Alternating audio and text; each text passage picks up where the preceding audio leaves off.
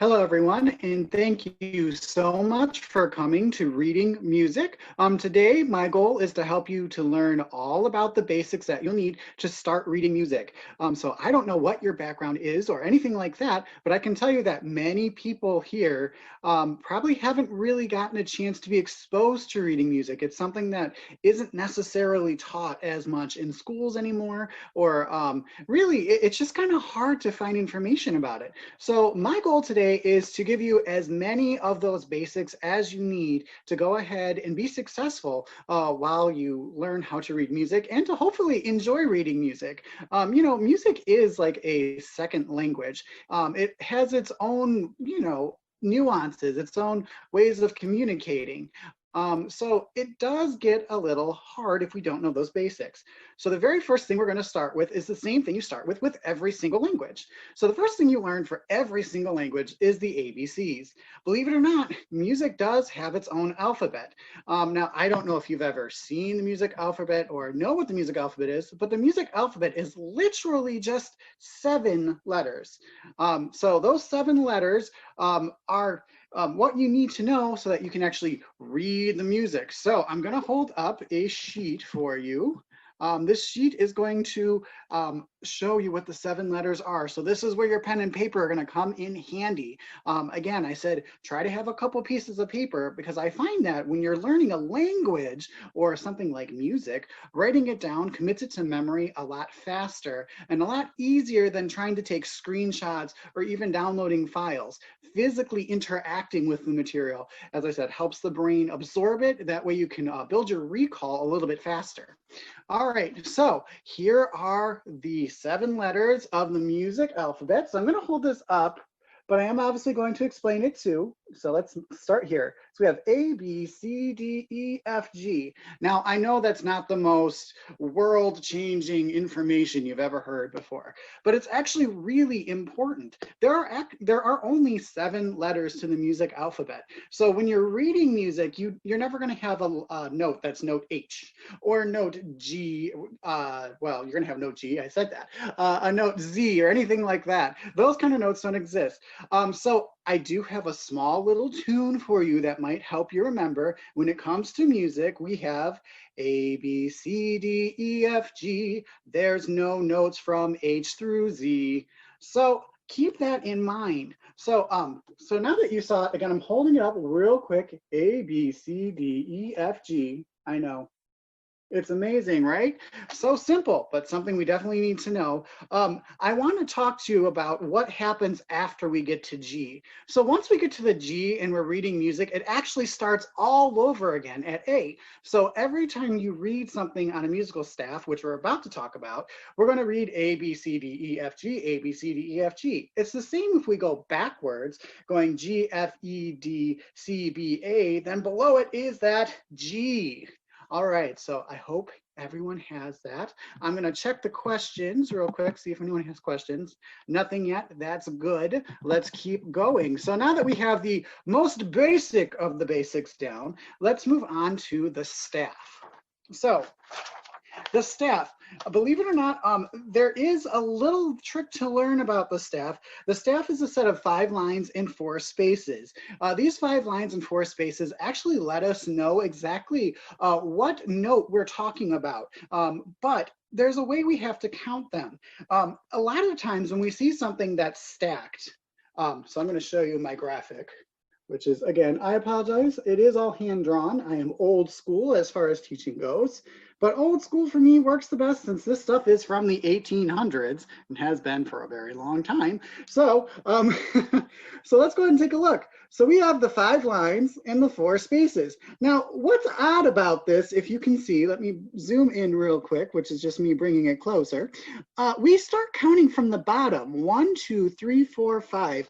That's something that's not very typical for things that we do nowadays. We always count from the top down. It's really important to remember that that bottom line is number 1, then 2, 3, 4, and 5. Now, in between those 5 lines are those 4 spaces that we were talking about. 1, 2, 3, 4. All right, do we have it? So we have the staff, 5 lines and 4 spaces. Good. Now, if you are taking notes, which I hope you're taking notes because that is the best way, as I said before, to commit it to memory, it really is simple. You're just taking a pencil and you're drawing 1, 2, 3, 4, 5 lines, putting the 1, 2, 3, 4, 5 on the actual line, 1, 2, 3, 4, 5, and putting the 1, 2, 3, 4 inside those spaces. All right, very good. So that was the easiest part of what we're talking about, kind of like the pre-lesson to the lesson.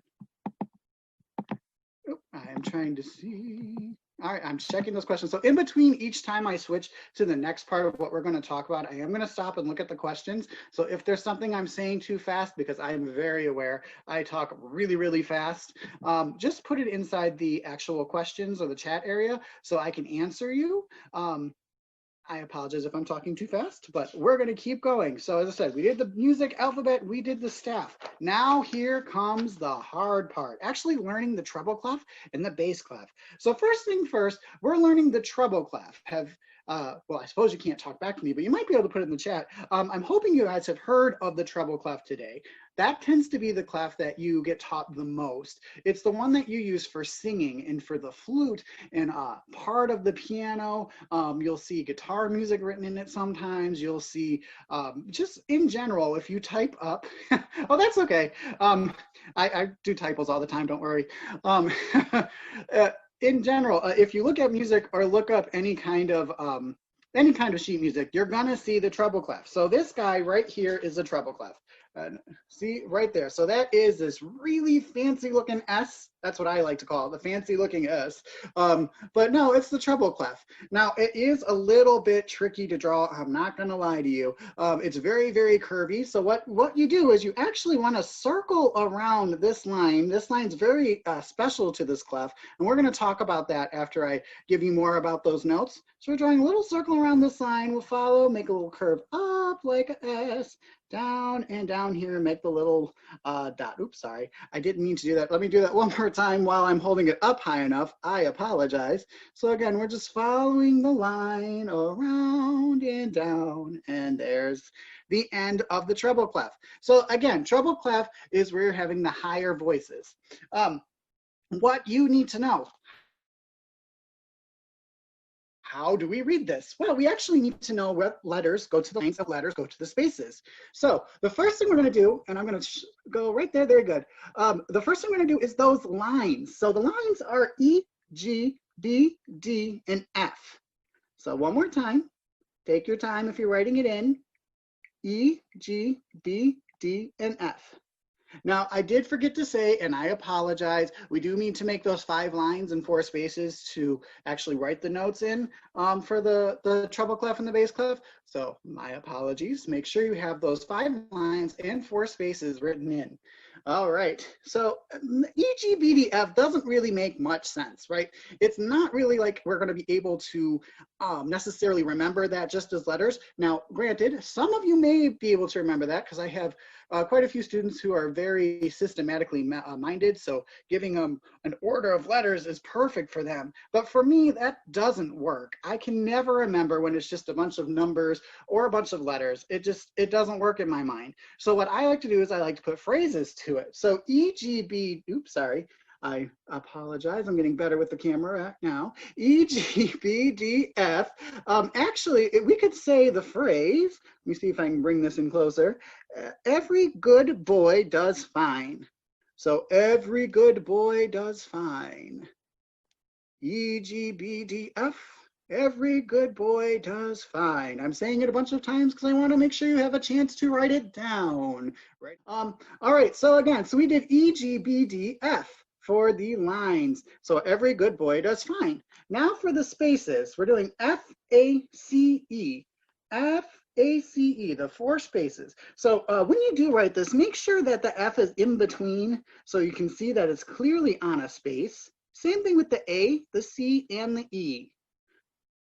Do we have that? F-A-C-E for the 4 spaces of the treble clef.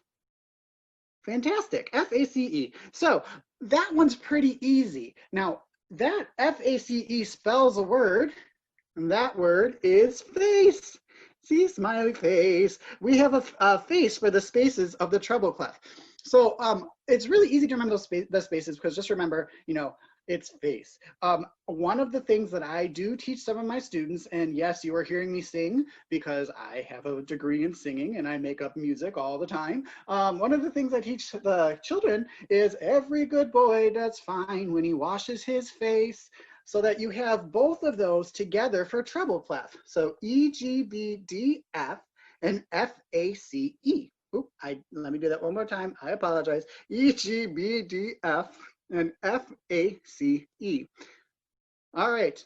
I hope everyone has that. Now, I did tell you that this line was special. This line is special where this little, right here where the little curve is, that's called the G line. And believe it or not, the treble clef does have a second name. It's also called the G clef. So in some books that you purchase, because I'm assuming if you want to read music, you're going to be purchasing some sort of music book that'll help you learn how to read music and help you with music basics. You're going to see it labeled as the G clef as well as the treble clef, and that has to do with that hook being around that G line. So that is why it's called the G clef and the treble clef. I prefer to call it treble clef because I learned it as the treble clef. It's easier for me, but whatever works for you is fine. All right. Let me check the questions real quick to see if we have anything. And thank you all for coming again, by the way. I did see as the class was going on, a couple more people have come. So I really do appreciate you being here. And I hope that you'll be able to use the information that I'm giving you to become a better musician or possibly even start your journey in music. All right, now here comes the clef that unfortunately just doesn't get as much attention as the treble clef does. So we're moving on to the bass clef. Now the bass clef is the clef that you're going to hear when people play the piano. It tends to be their left hand. It tends to be used for the tuba, for the bass.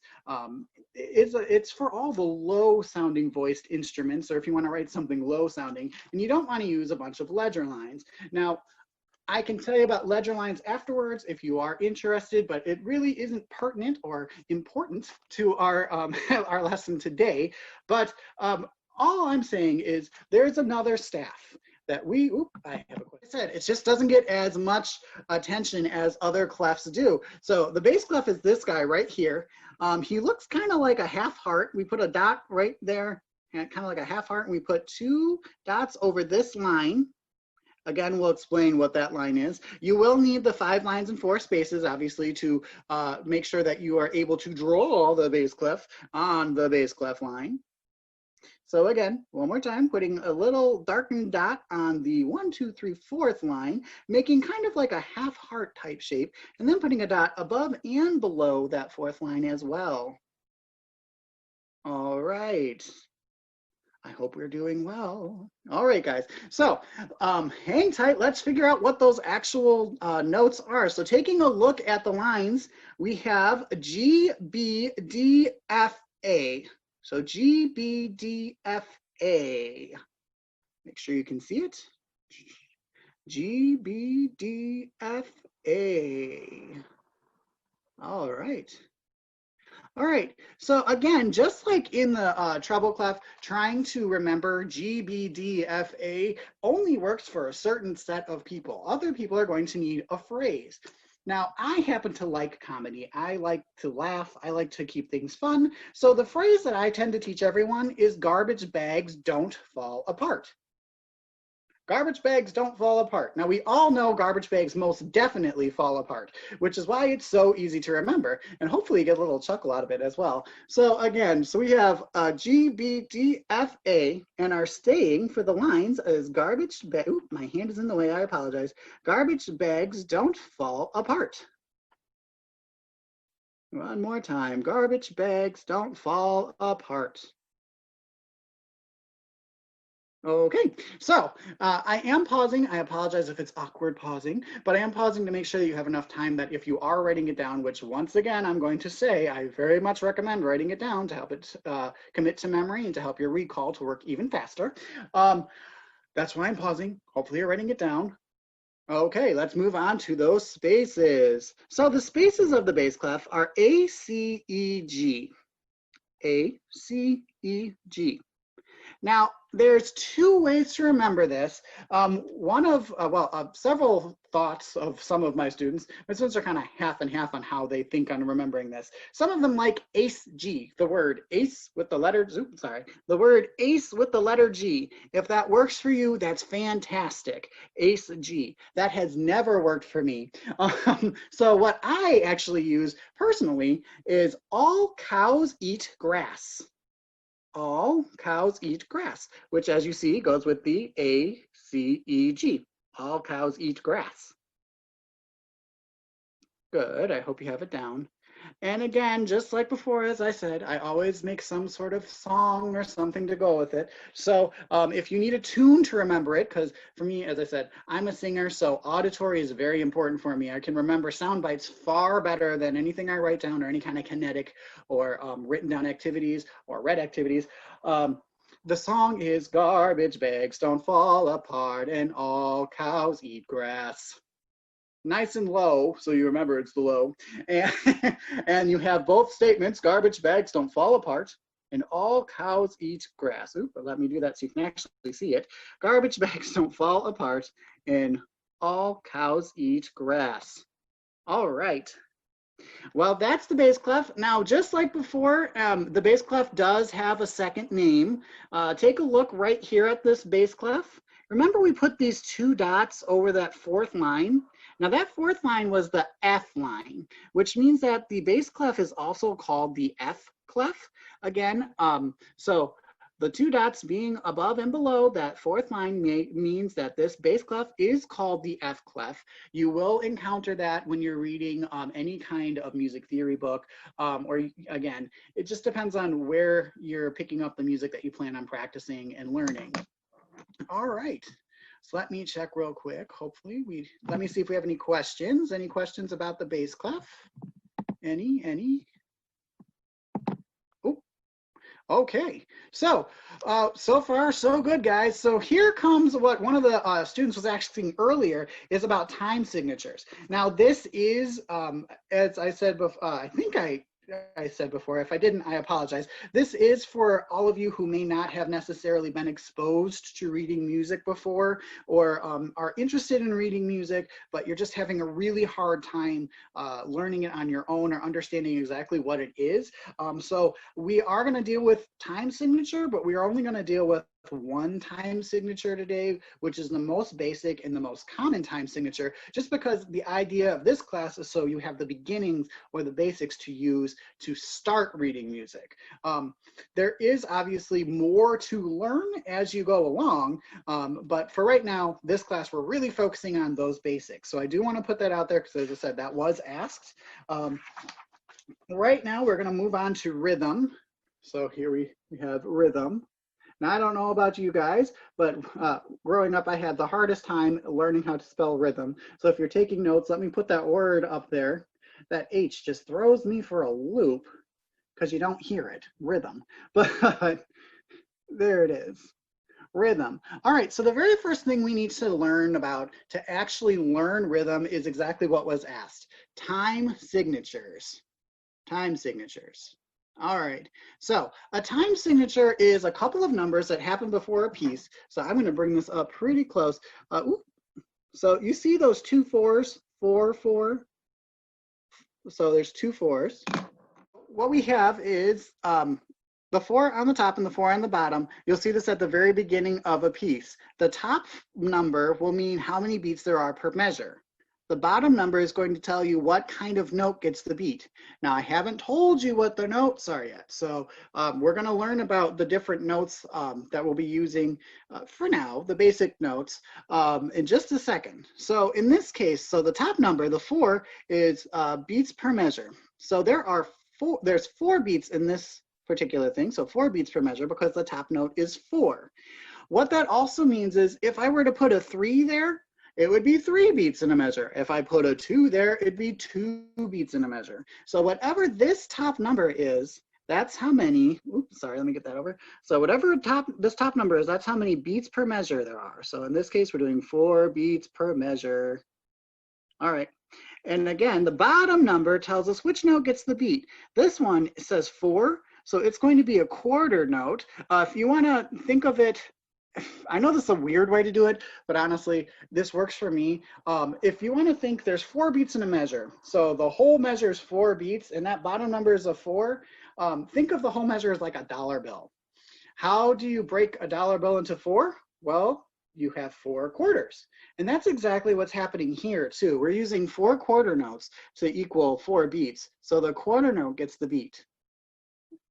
And I apologize if that was confusing, but that's, as I said, I like to give you the way I understood it or how I learned it, because I understand that we all learn differently. There's 5 different learning types.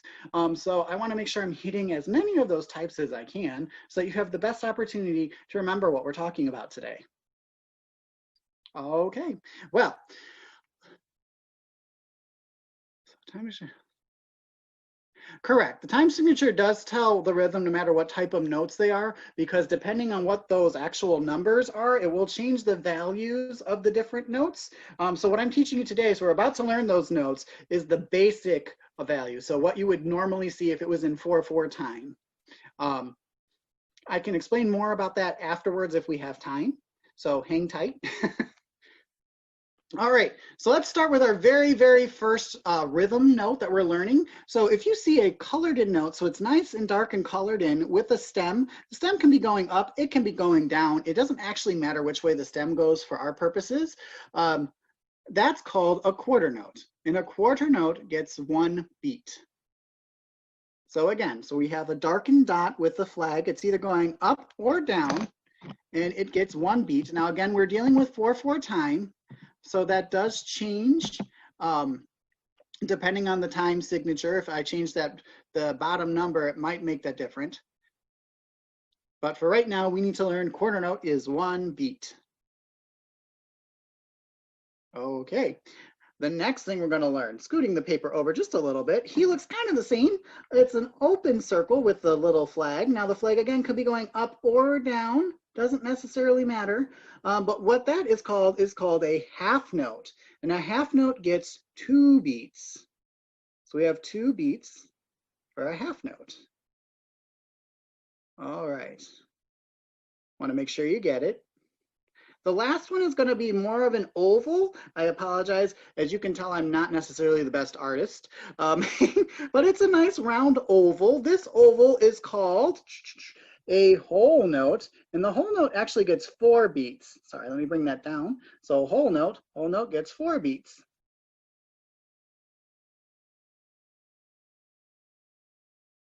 Okay, so what we're going to do is we have to use the time signature, use the clefs that we are working on to figure out 1, what the letter names are, and 2, what the rhythm is. So does that make sense? I hope it does. So we're figuring out the notes, we're figuring out the rhythm. Now, just so that to add some clarification, because I realized I didn't make an intermediate page, so I apologize. So the notes are pitches. So that's the actual sounds of where the notes are placed, like la la la la la or do re mi fa so. Whereas those rhythms are actually the way we sing them. So do we sing do do do, or do we sing do do do do do do? So the rhythm doesn't actually affect the pitch. That's what the actual written notes are. Okay, so now that we did all of that fun stuff, we wrote down everything. We learned the music alphabet. We learned about the staff. We learned about the treble clef. We learned about the bass clef, and we learned all about rhythms and their time signatures. We're going to actually give reading music a little bit of a shot. So I have written a simple melody in treble clef, and I wrote a simple melody in bass clef. I'm going to hold it up. You don't have to copy it down if you don't want to, but I want to see if we can figure out how to read this together. All right, I'm going to show you, first of all, you'll see there's a blank line at the top.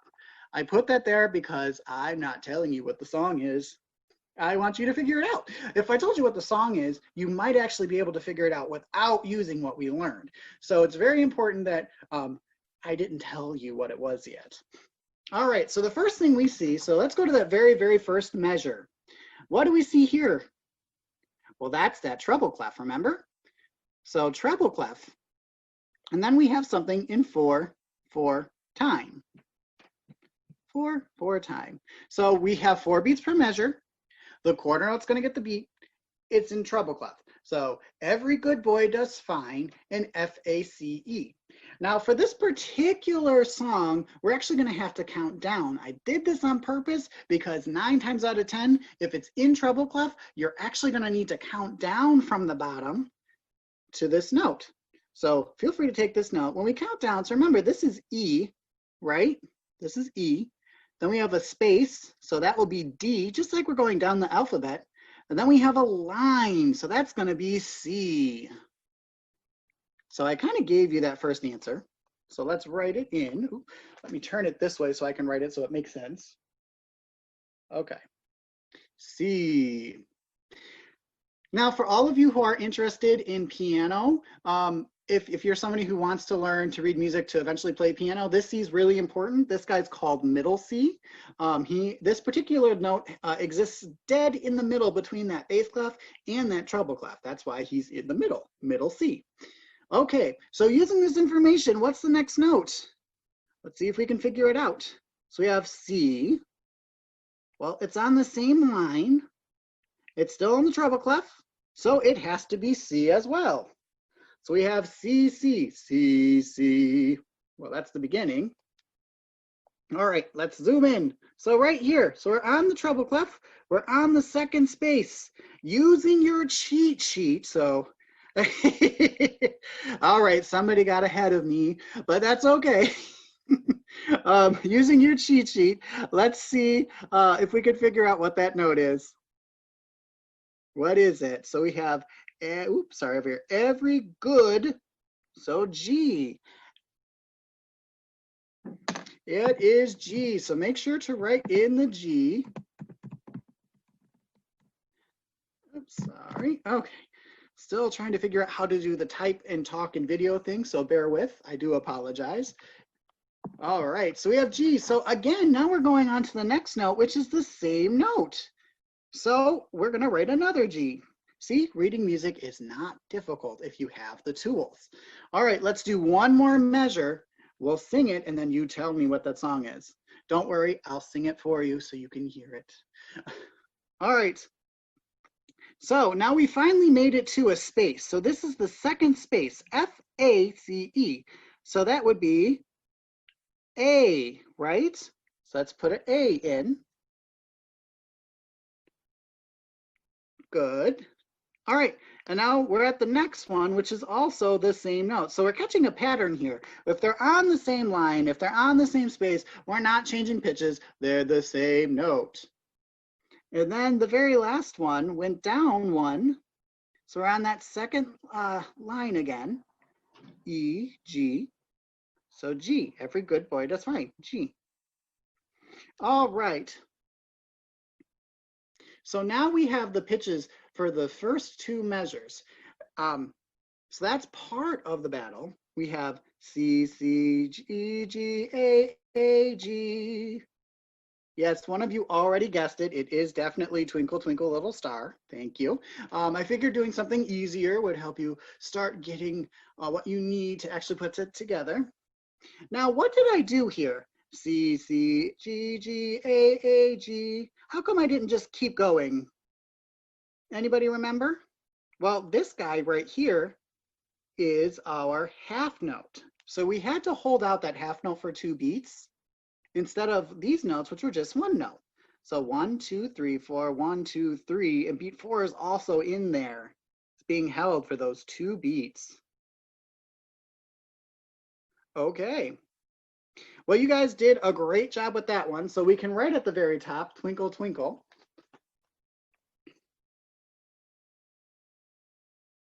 So let's write it in. I apologize, I'm writing it in. So there you go, you have it, Twinkle, Twinkle. Now you can find sheet music for Twinkle, Twinkle, Little Star. If you go into any search engine whatsoever, type in free sheet music for Twinkle, Twinkle, Little Star, you're gonna find it. Now, what I didn't talk about today is something that's called the key signature. The reason I didn't talk about that is because I don't think we have enough time to go into sharps and flats and how to read those. So when you do look it up, I do think you should look up for the key of C. That way you don't have to deal with any of the sharps or flats for now until you're more comfortable reading the treble clef and the bass clef. Okay, well, let's move on to our bass clef song. So our bass clef song, again, we'll do the first two measures. Again, see, nothing across the top because I don't want to tell you what it is. I want us to figure it out together. And I do want to say congratulations to Arif. He figured it out before the rest of us. He typed it in. So great job of figuring out the treble clef song. Let's figure out that bass clef song. All right. So again, bass clef. So we have the bass clef, that half heart with the dots. And then we have the 4/4. So we know we're going to have 4 beats in a measure, and that quarter note's going to get 1 beat.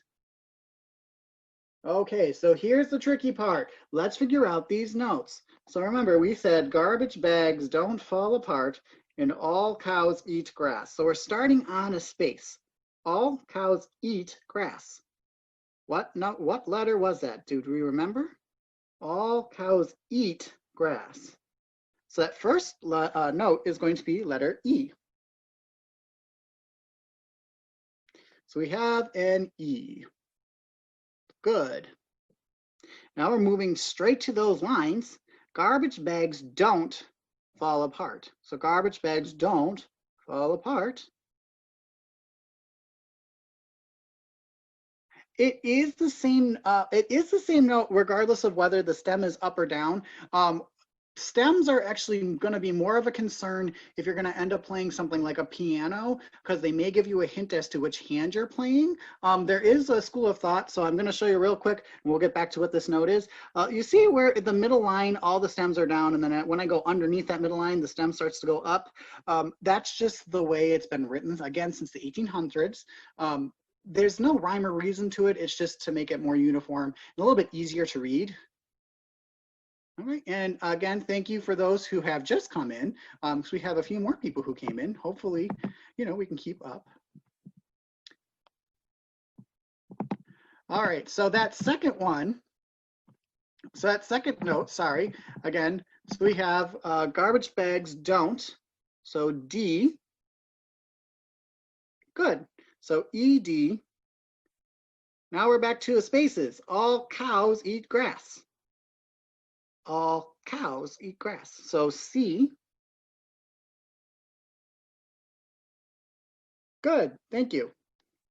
And then the next note we've already seen in this measure. So even if we don't have our cheat sheet, we already figured out what this note is, right? It's a D. All right, so we have E, D, C, D.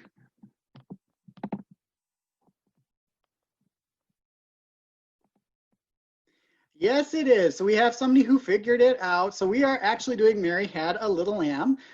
Thank you, Bien, and I apologize if I said your name incorrectly. Bien has figured it out. It is Mary Had a Little Lamb.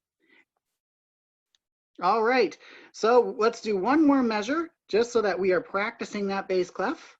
All cows eat grass. So E. And how many E's do we have here? 1, 2, 3. 3 E's. So when we put it together, E, D, C, D, E, E, E. Good, and as we already found out, it is Mary Had a Little Lamb. So we can write that at the top so that we have a title to the piece we were working on. All right, Mary Had a Little Lamb. All right, so again, just like I was talking about for Twinkle, Twinkle, Little Star, you can always type in free sheet music, Mary Had a Little Lamb. You might need to actually type in bass clef because again, it's a lot easier to find treble clef writings than it is bass clef. Just more people are more comfortable with the treble clef. It's much easier and much more widely taught over the bass clef. So as I said, you can look it up. We're still in the key of C. We're still not doing sharps. We're not doing flats. We're keeping it nice and easy and basic until we're nice and comfortable with actually reading those notes in those rhythms. Now, we didn't get to see a whole note in a song today, which is fine. Just keep in mind that whole note was 4 beats and it did look like this. So I did draw one. that little oval. In this case, this one is on the A line.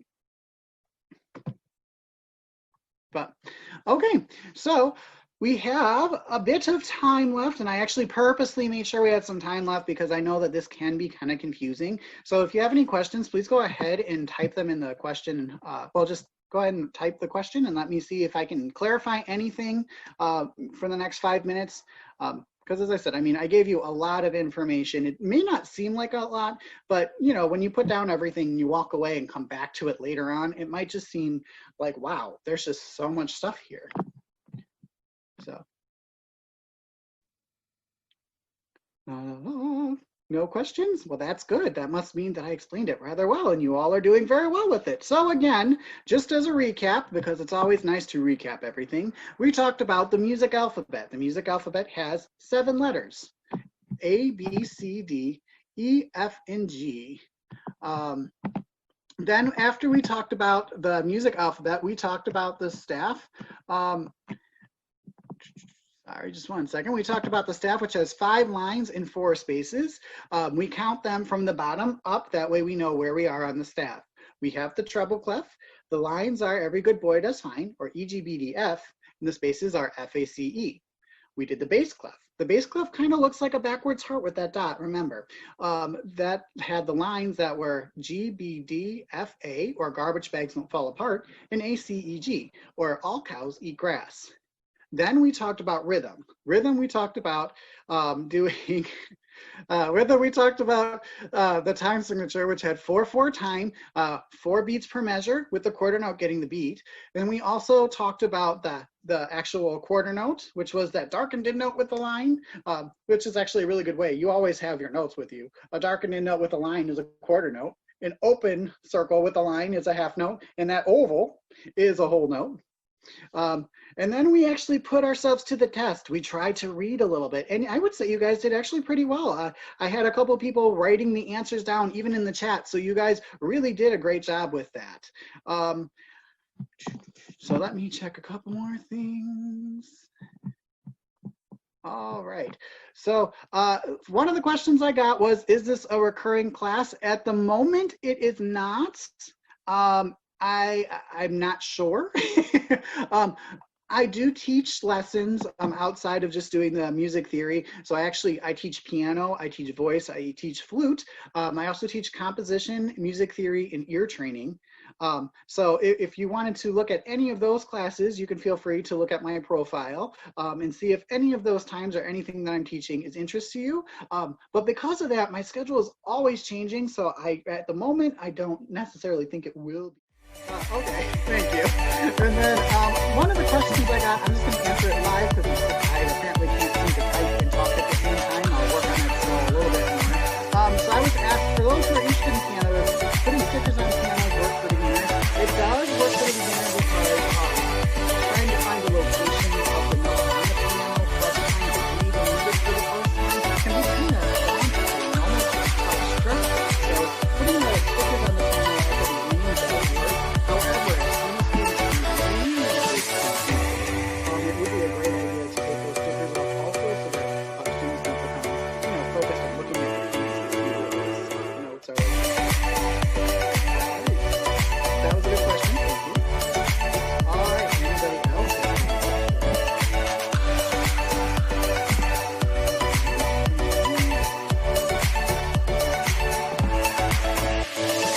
Okay. Well, I mean, I hope you enjoyed yourself. I hope you learned a lot. And again, I really hope you wrote down everything you talked about. Just empower you. Work with music. You want to write it down. You're not physically interacting. So I hope you wrote down all the notes. All right. Well, again, thank you all for coming, and thank you for some of the wonderful feedback you guys are giving me. It was fun. And I hope you're able to use all of the things that we talked about. Yeah, so have a great day. Make sure you just practice reading it. It is like a second language, so if you don't use it, you will forget it. All right. All right, guys. Well, again, thank you. And yeah, Thank you. I'm just checking to make sure I answered all the questions before I say we are done, because I don't want to I don't want to say goodbye forever until I actually like it and if you're going to stick with it. All right. Well, I am going to go now, so I hope you all have a great day. Goodbye.